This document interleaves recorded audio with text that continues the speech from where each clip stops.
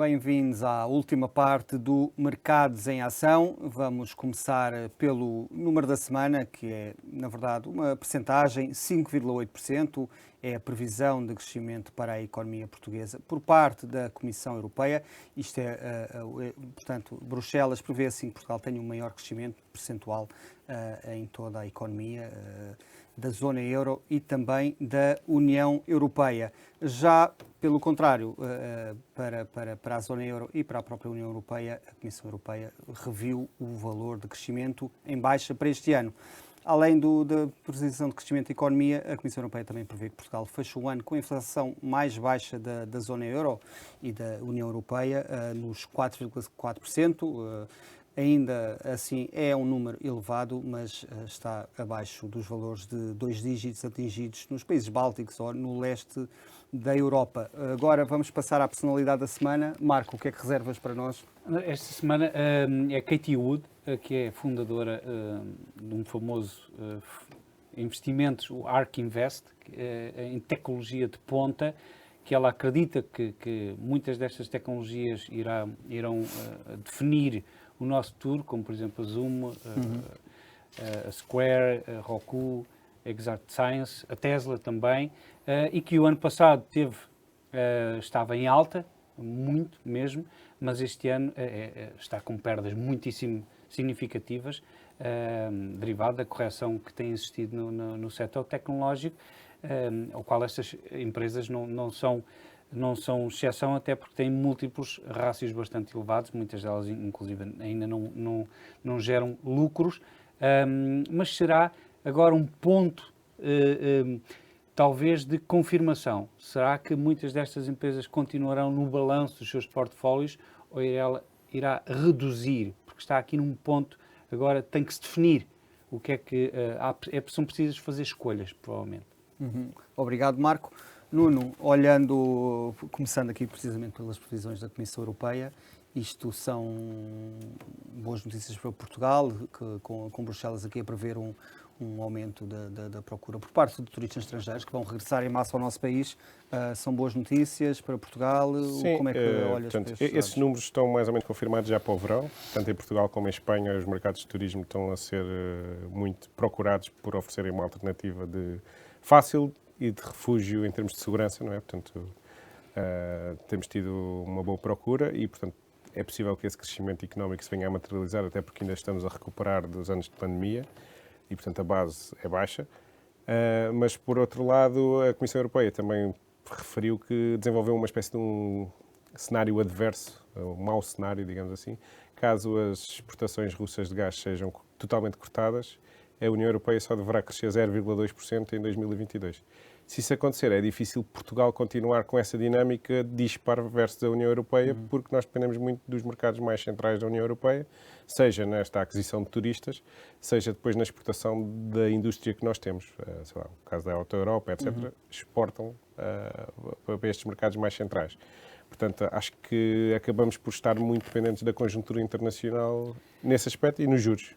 E achas que é por causa dessa incerteza que o BCE tem estado mais cauteloso no sentido de começar já a mudar a sua política monetária? Este verão vamos já ter uma subida dos juros, como se tem falado, é um negócio feito ou não? Eu acho que sim, o BCE tem tentado comunicar que afinal, se calhar, teria que subir os juros mais depressa do que o que tinha dito no início do ano. Isso está a começar a ser incorporado pelos principais economistas que fazem as previsões económicas e, inclusive, o cenário central hoje em dia serão, se calhar, terminar o ano entre 0% e 0,25% de taxa positiva, já, portanto, entre 2 a 3 subidas de taxa de juros durante 2022.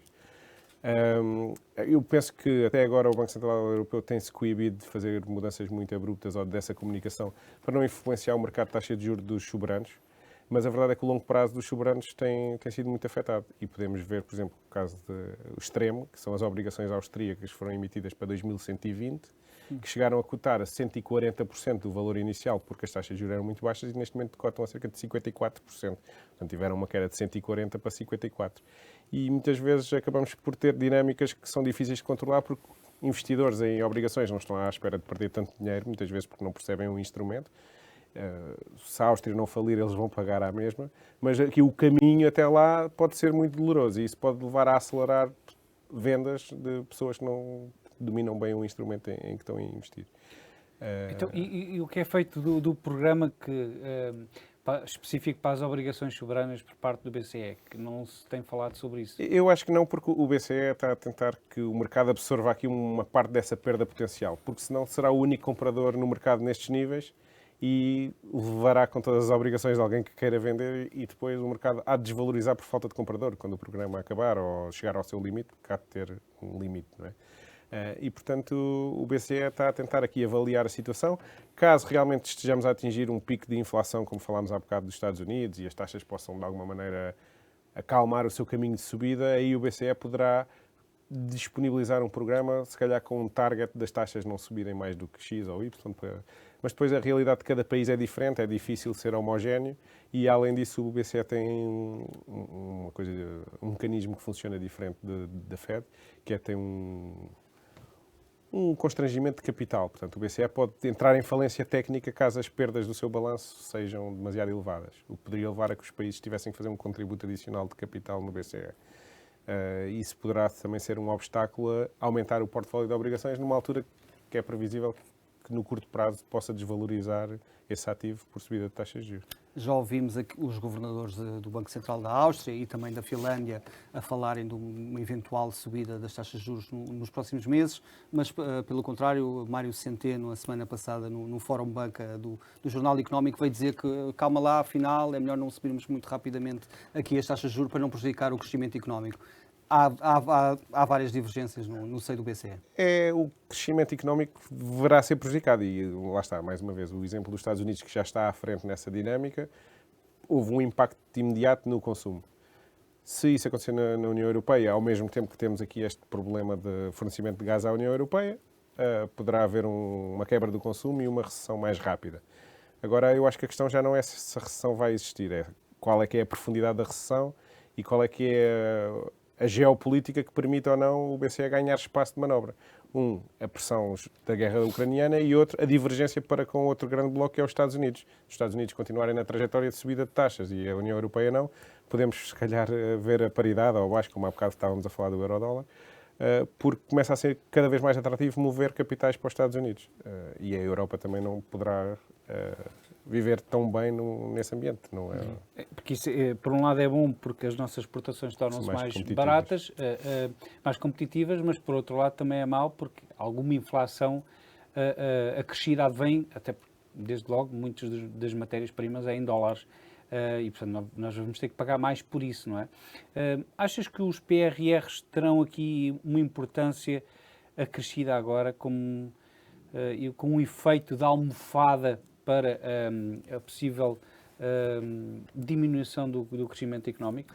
Acho que sim, até porque pode haver, lá está, esta competição por recursos financeiros, levar a que os custos de financiamento das empresas nos próximos tempos até possam subir ou estar menos recursos disponíveis.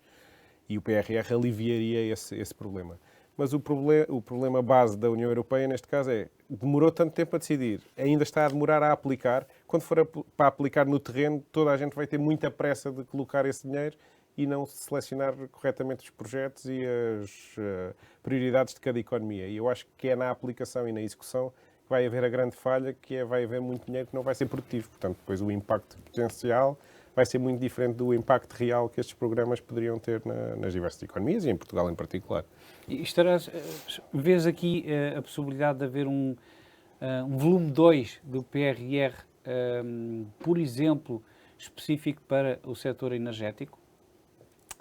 Poderá haver uma parte direcionada à transição energética. Se é um volume 2 ou não, acho que vai ser muito difícil, no sentido que alguns países deverão ter dificuldade em fazer financiamento adicional daqui a um ano, daqui a 2 anos, a taxas de juros competitivas para financiar estes programas, e teria que ser a União Europeia a financiar centralmente para depois distribuir. E será mais um passo a ser dado no caminho da mutualização, dos eurobonds, e provavelmente haverá aqui alguma necessidade de haver um passo adicional em relação ao federalismo.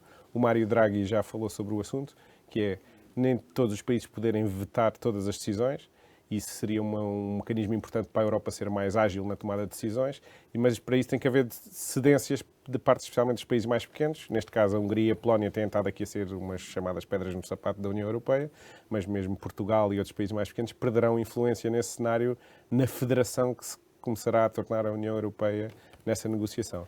Mas nessa altura serão os mais carenciados por capital, se calhar estarão dispostos a trocar alguma soberania por dinheiro à vista, digamos assim, para poder ir ao banco rapidamente. Nuno, obrigado por ter aceito o nosso convite. Até uma próxima oportunidade. Obrigado. Marco, obrigado. Até para a semana. Este foi mais um Mercados em Ação. Veja ou reveja esta e outras edições no site e nas redes sociais do Jornal Económico. Ouça também a versão em podcast disponível nas principais plataformas de streaming. Obrigado e até para a semana. Bons negócios.